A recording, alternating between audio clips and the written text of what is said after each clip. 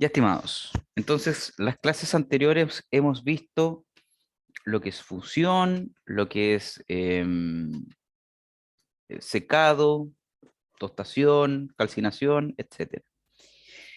En la fusión nosotros tenemos un subproducto que es bastante importante, que es las escorias. Y las escorias, la verdad es que trabajan desde un punto de vista o desde una lógica de atrapamiento del cobre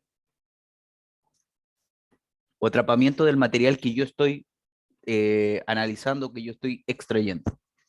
Entonces, la idea aquí es que nosotros, a sabiendas que tenemos escoria y que es un subproducto que se va a dar, lo vamos a tener, entonces la idea es que se trata poder recuperar la mayor cantidad de cobre de dicha escoria. Entonces, eso nosotros lo podemos ver acá. Como ustedes recordarán, y se los mencionaba, nosotros tenemos dos tipos de atrapamiento de cobre en la escoria.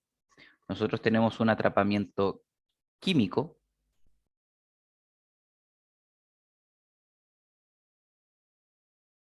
el cual hace alusión a lo reaccionado químicamente o a lo oxidado, y tenemos un atrapamiento mecánico o físico, el cual hace alusión a lo que es eh, atrapado en la escoria,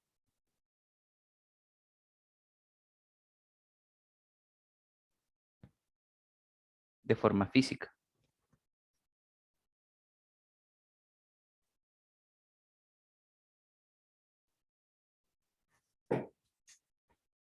Entonces, teniendo estos dos escenarios, nosotros la idea es que podamos controlar estos dos componentes. Normalmente, esta componente de aquí ocurre cuando nosotros tenemos una escoria, ¿cierto? Ocurre todo el tiempo, digámoslo así.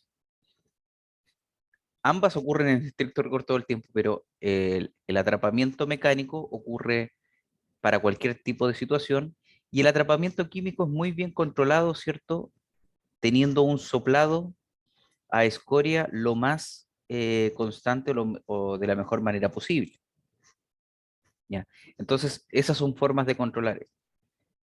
Situaciones como esta o como esta, en donde tenemos cobre atrapado en escoria, se da en cualquier tipo de fundición del mundo.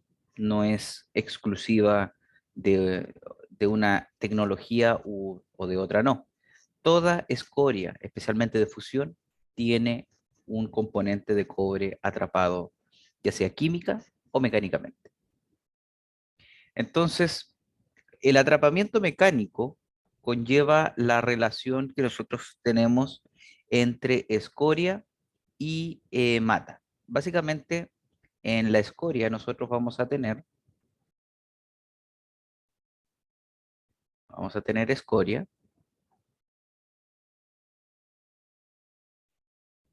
y además vamos a tener, ¿cierto? Mata o metal blanco. Entonces, dependiendo el tamaño de la partícula de mata, ¿cierto? Pueden ser en este estudio que nosotros vemos acá, tenemos un diámetro o tamaño de 2 micrómetros, 20 micrómetros o 40 micrómetros. Vamos a definir, ¿cierto? Para las distintas viscosidades, cuál es la velocidad o tasa de decantación o sedimentación, ¿cierto? De la mata. Entonces, básicamente estoy diciendo,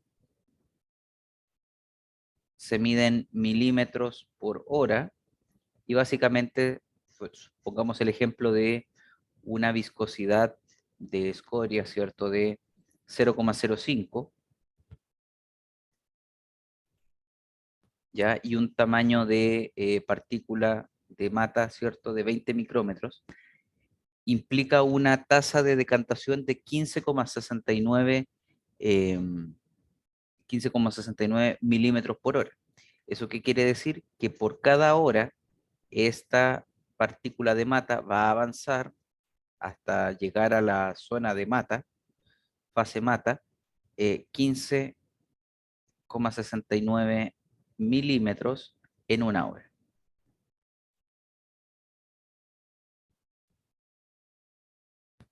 Entonces, si analizamos y revisamos todos los datos que tenemos acá, nos vamos a dar cuenta que a medida que yo voy aumentando la viscosidad,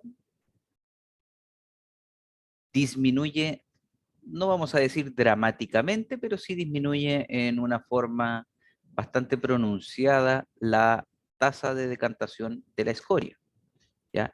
Y eso se debe a esta expresión que tenemos aquí, en donde podemos ver que la viscosidad juega un rol bastante importante dentro de esta situación, ¿ya?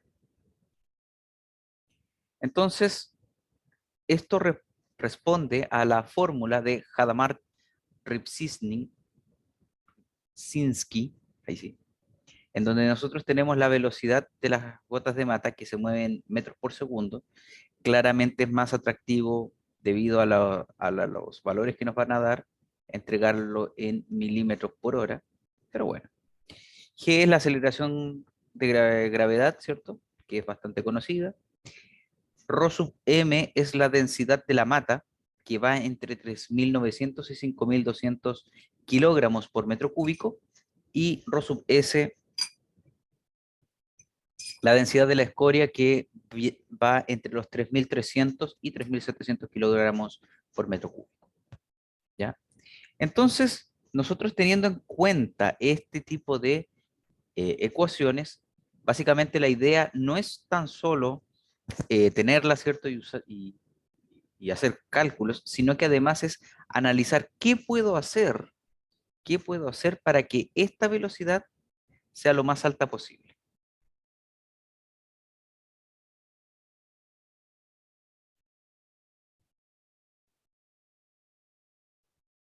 ¿ya? Entonces, primero tenemos que saber con qué me estoy enfrentando, a qué bestia me estoy enfrentando, ¿ya? Y se han generado algunas predicciones termodinámicas, ¿cierto? De pérdidas de cobre en la escoria, como se muestra acá. Entonces acá tenemos, esta en realidad no son, ese concepto no me gustó, sino que son pérdidas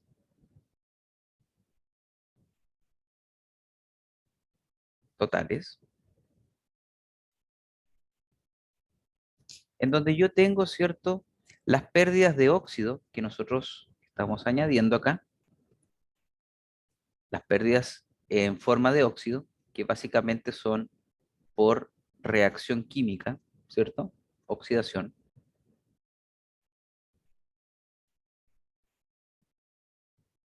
¿ya? Y tenemos pérdidas también que son sulfídicas, o sea que básicamente es atrapamiento mecánico.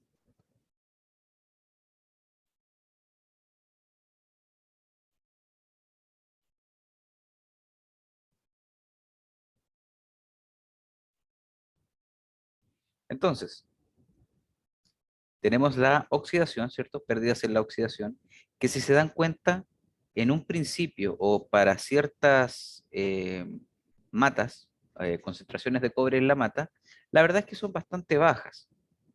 Pero si ya tenemos matas bastante más grandes, entonces las pérdidas por oxidación, la verdad es que son bastante altas. En cambio, cuando nosotros tenemos este tipo de pérdidas, las pérdidas de atrapamiento mecánico van disminuyendo de manera bastante baja, ¿cierto? Pero siempre hay una disminución. Esa es su tendencia. Entonces, el atrapamiento mecánico lo vamos a tener mayoritariamente cuando estemos trabajando con matas de muy baja ley y como producto, ¿cierto? Pero a medida que vamos teniendo matas cada vez más altas en ley, vamos a tener menor pérdida por atrapamiento mecánico, ¿ya?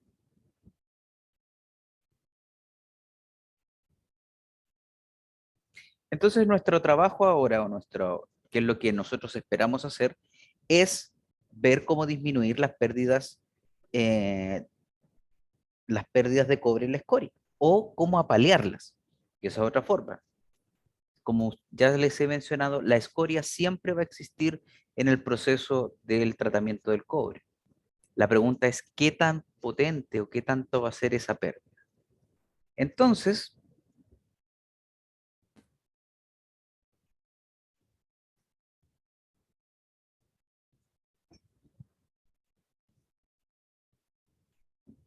nosotros vamos a tener, ¿cierto?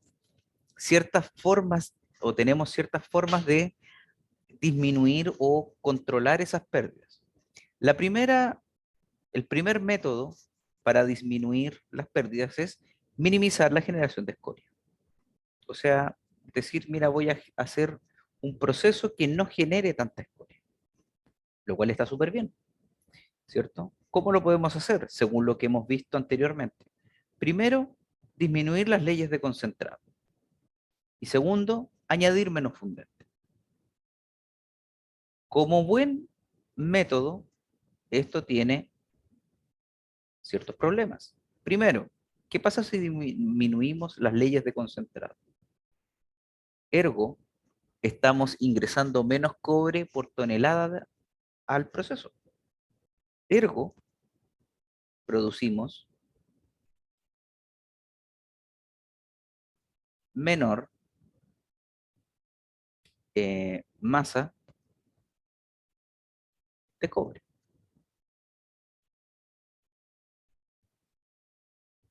Es así de simple. ¿Qué pasa si añadimos menos fundente? Básicamente lo que estamos diciendo es, mira, eh, el fundente lo que hace es disminuir el punto de fusión del baño. Entonces, si añadimos menos fundente, también vamos a aumentar la temperatura del baño.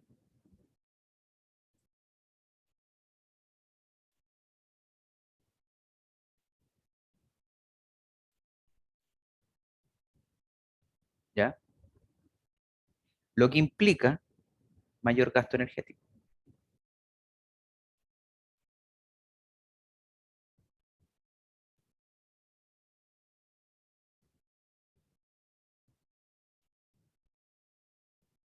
¿Y qué quiere decir eso? Que si la temperatura del baño nosotros la aumentamos, ¿cierto?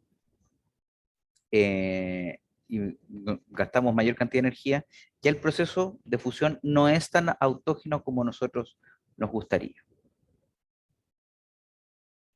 ¿Ya? Otra consecuencia de añadir menos fundente es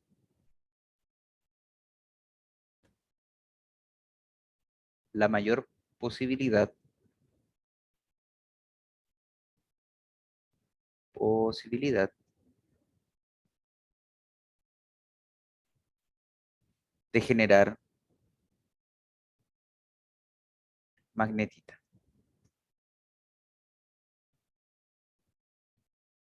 ¿Ya? Y eso me va a traer los mismos problemas que si yo estuviera trabajando, ¿cierto? Si aumento la cantidad, ¿cierto? La ley de concentrado. Entonces, la verdad es que estos puntos, a pesar de que son válidos, porque efectivamente disminuirían la generación de escoria, genera otros problemas que la verdad es que no es muy bueno lidiar con ellos. Otro método que tenemos es la de minimizar la concentración de cobre en la escoria, ¿cierto? ¿Cómo minimizamos la concentración de cobre en la escoria? Primero tenemos que aumentar la fluidez de la escoria, o sea, impedir o disminuir la cantidad de magnetita en la escoria. Después dice añadir suficiente sílice para formar distinciones entre las fases mata y escoria. Ya, muy bien, perfecto. Tener una zona quieta de gran tamaño en el horno de fusión. Evitar tener un excesivo espesor de escoria y evitar el sangrado de mata con escoria. Entonces, maximizar la fluidez de la escoria impidiendo la formación de magnetita. ¿Cómo podríamos lograr eso? ¿Cierto? Añadiendo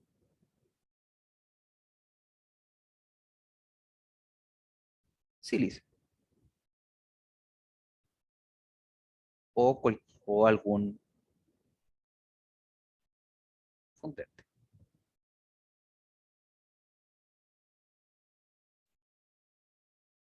Añadir suficiente para formar distinciones, eso aplica de lo anterior, ¿cierto? Ahora, recordar aquí que cuando hablamos de fundente, la, eh, si agregamos mucho,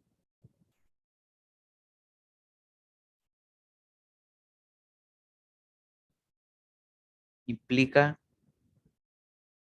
aumentar la temperatura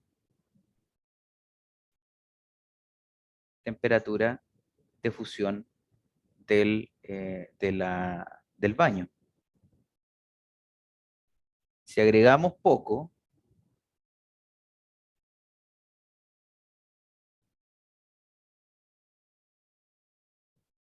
¿ya? Aumenta la presencia de magnetita, lo que implica aumento de viscosidad.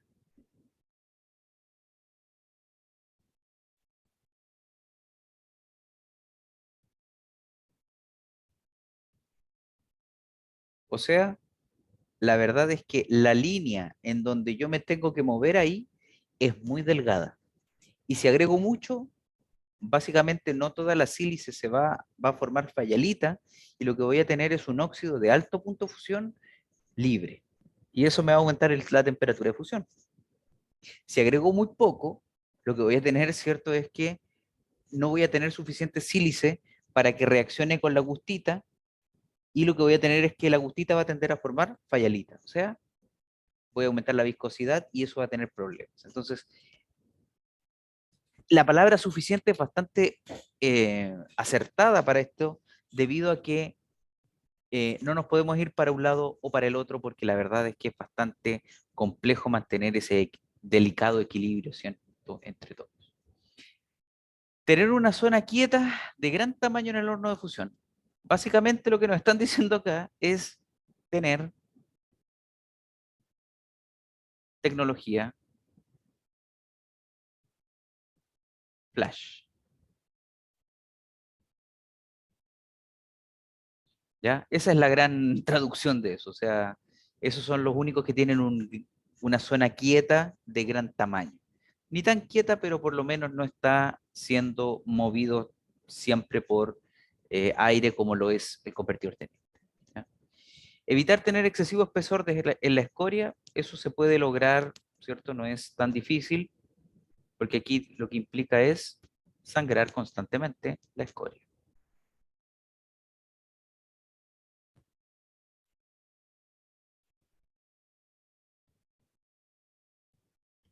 La escoria. ¿Ya? Y aquí, cuando habla de evitando el sangrado, acá el gran problema que tiene es eh, que requiere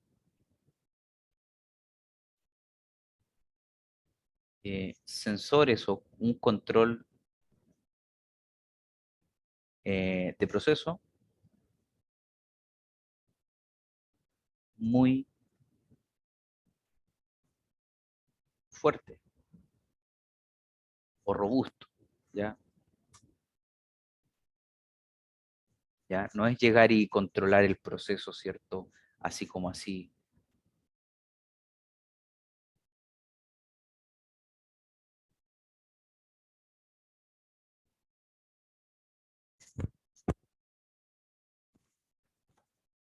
Así como así, no es llegar y empezar acá a trabajar este tema, ¿ya?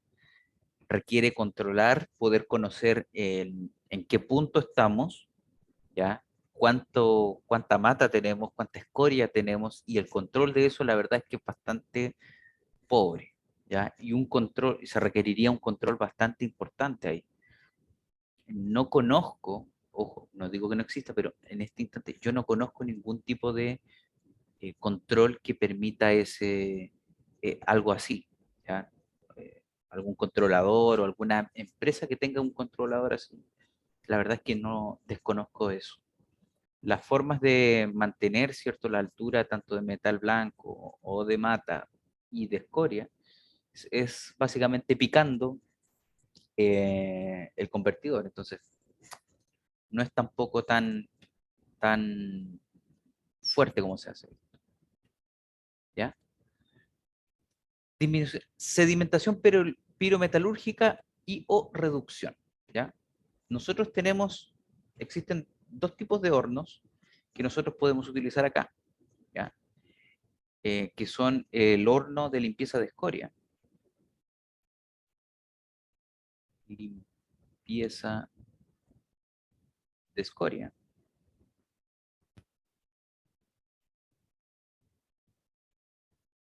y también tenemos el horno eléctrico de limpieza de escoria.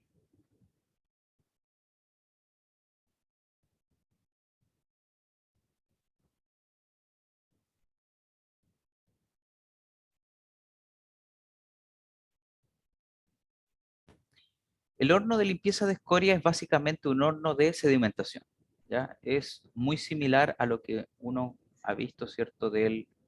Eh, Muy similar al horno, ¿cierto? De secado, en el sentido de que yo tengo acá una escoria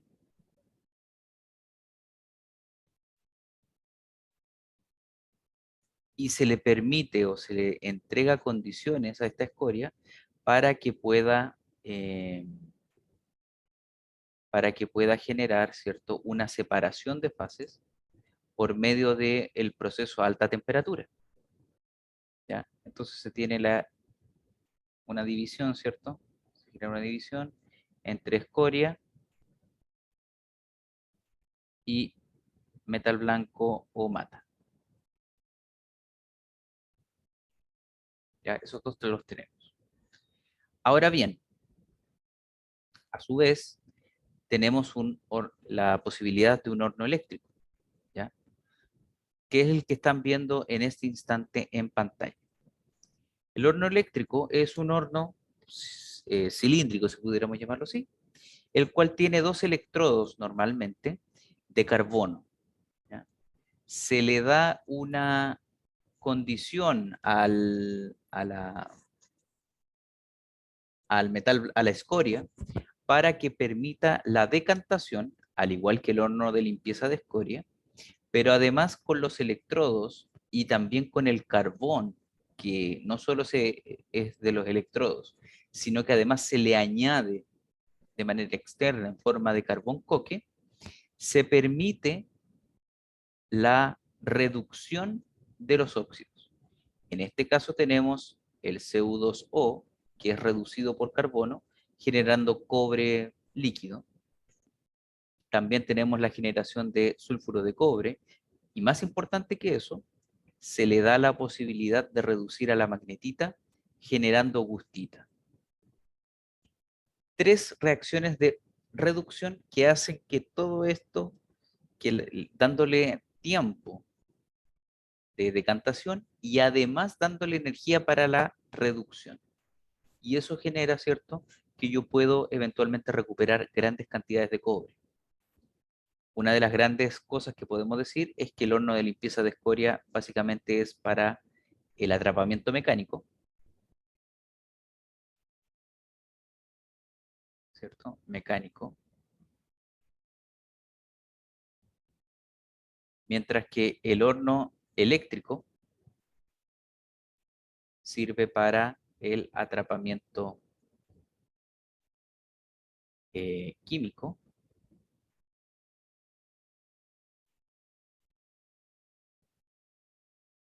y mecánico,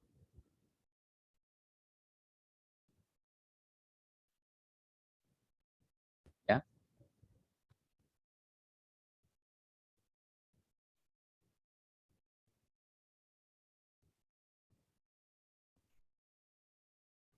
Entonces, hornos eléctricos en el mundo se utilizan en varios lugares, ¿ya? Vamos a centrarnos en el nuestro, ya que es más posible que lo puedan ver, ¿cierto? Codelco División Teniente, perdón, División Ventanas. Normalmente recibe 1.000 toneladas de escoria al día proveniente del convertidor Teniente, con una ley de cobre de entre 8 y 12% de cobre, ¿ya? Y eventualmente también recibe 1.000 toneladas desde un convertidor, ¿ya? Desde el convertidor Percy Smith, y ese tiene 30% de cobre. El producto que este horno eléctrico genera es, según esta bibliografía, 1,3% de cobre en la escoria final y 70,5% en la mata, o mejor dicho, metal blanco ya a esta altura casi, ¿ya? Tenemos las características del horno eléctrico que existe ahí en Ventanas, ¿ya? Y tenemos también algunos detalles operacionales, como por ejemplo, el tiempo de residencia de la escoria es entre 1,5 y 2,5 horas. 140 kilowatt hora por tonelada de escoria eh, ingresada al horno es el consumo eléctrico de este horno, bastante alto.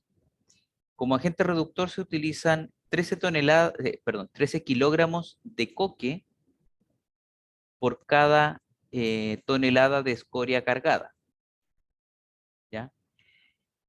También ocurre un fenómeno de decantación y básicamente de tiempo de residencia. Entonces, tenemos una escoria, ¿cierto?, que va a tener una altura de entre 0,8 y 1,4 metros, y la mata va a llegar hasta alturas de 0,1 y 0,5 metros, ¿ya? Y estos básicamente son algunos de los métodos más utilizados, ¿cierto?, con respecto al horno eléctrico.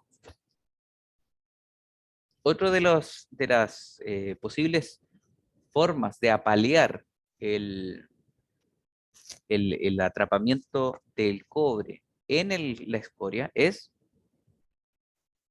utilizando flotación, ¿ya? Se deja enfriar la escoria de manera lenta, se chanca y se muele y se va a flotación. Ya, esto aquí no me consta mucho, pero estaba escrito y mejor lo mencionamos. Según la literatura citada, estos dos óxidos reaccionan generando cobre metálico y generando magnetita al enfriarse lentamente.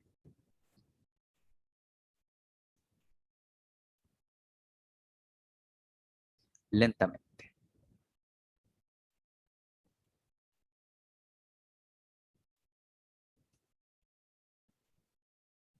¿ya?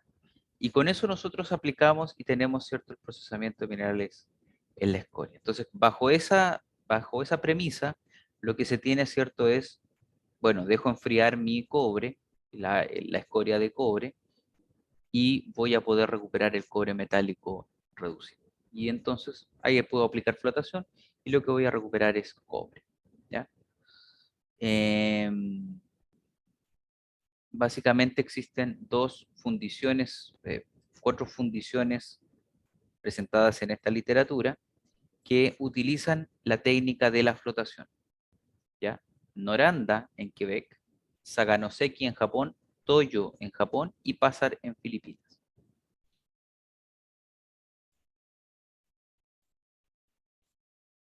Entonces, desde el horno de fundición, la primera, ¿cierto?, Noranda recibe 1.700 toneladas por día, y desde el convertidor recibe 300, eh, 6% de cobre aproximadamente en promedio.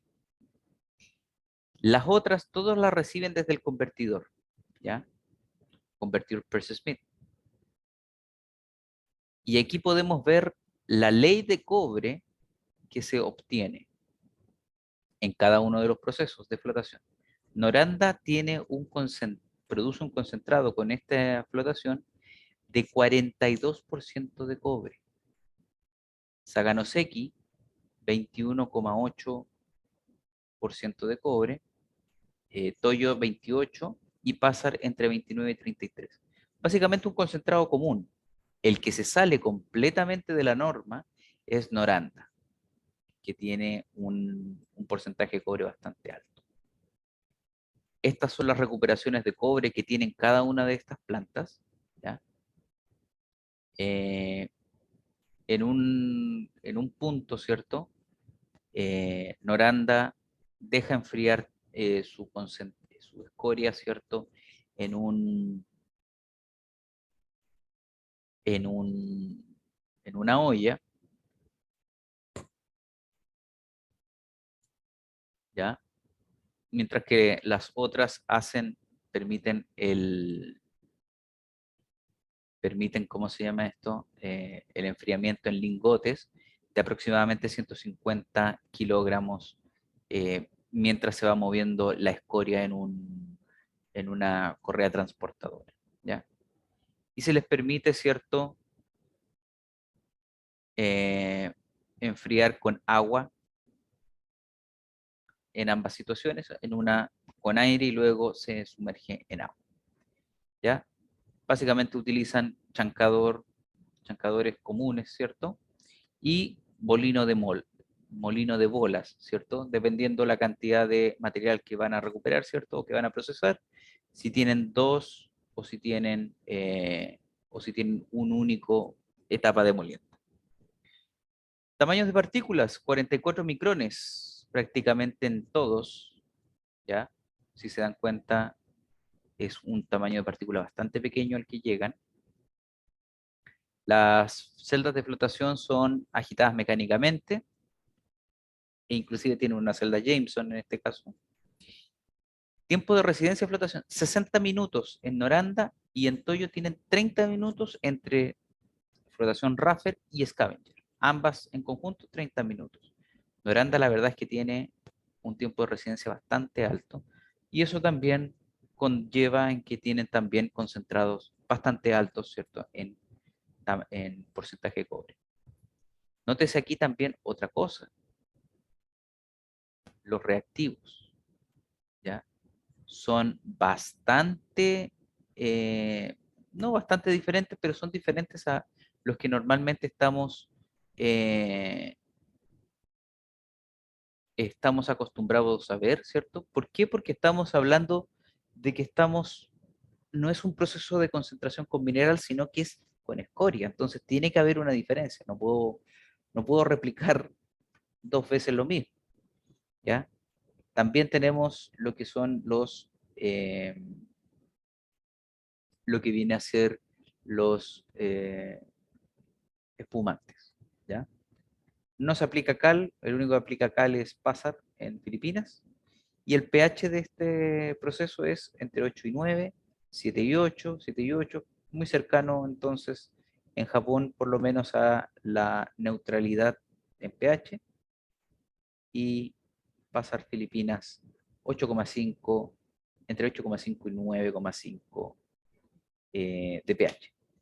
Y el consumo energético es bastante normalito, ¿cierto?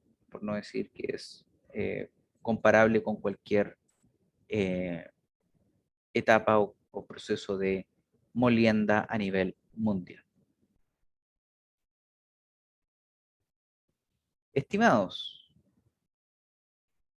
dudas, consultas, inquietudes.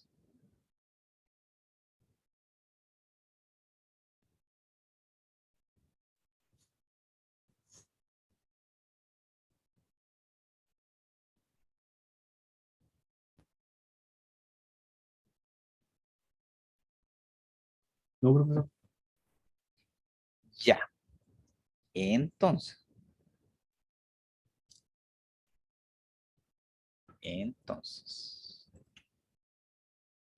vamos a, vamos a jugar un juego. Ustedes en aula les dejé en la pestaña, ¿cierto?, de procesos metalúrgicos, les dejé una pestaña en un documento que en aula aparece como tratamiento de escorias en Chile.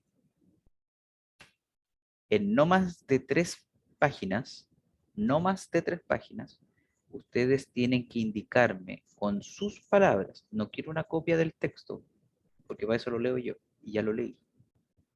No quiero una copia textual. Con sus palabras quiero que me indiquen las principales ventajas o bondades que tienen los procesos de tratamiento de escoria en, en Chagres, Chuquicamata y en Alto Norte. Entonces quiero las ventajas de los procesos y una descripción de los mismos y que los compare. Entonces, de nuevo, en ese documento que les dejé en aula, en la pestaña 2, quiero que lo lean y quiero que me indiquen las principales ventajas, las principales características operacionales, ¿ya? Y que comparen los procesos de flotación, perdón, de flotación, los procesos de recuperación de cobre o de tratamiento de escoria en Chagres, Chuquicamata y Alto Norte, ¿ya?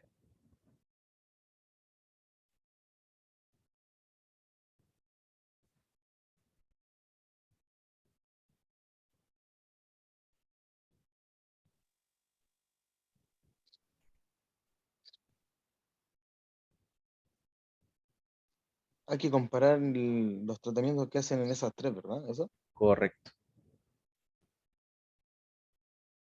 ¿Lo tenemos que escribir en el tipo informe? O... No, no, estilo libre. Pero solamente Ok. les pido esos 3 elementos.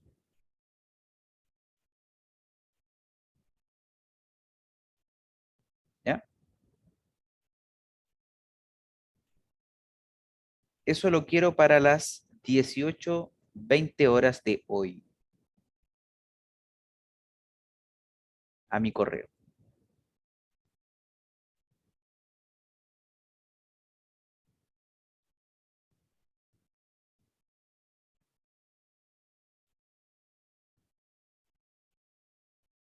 ¿Ya? Ojo, después de las 18:20 yo no recibo más correos, ni más trabajos.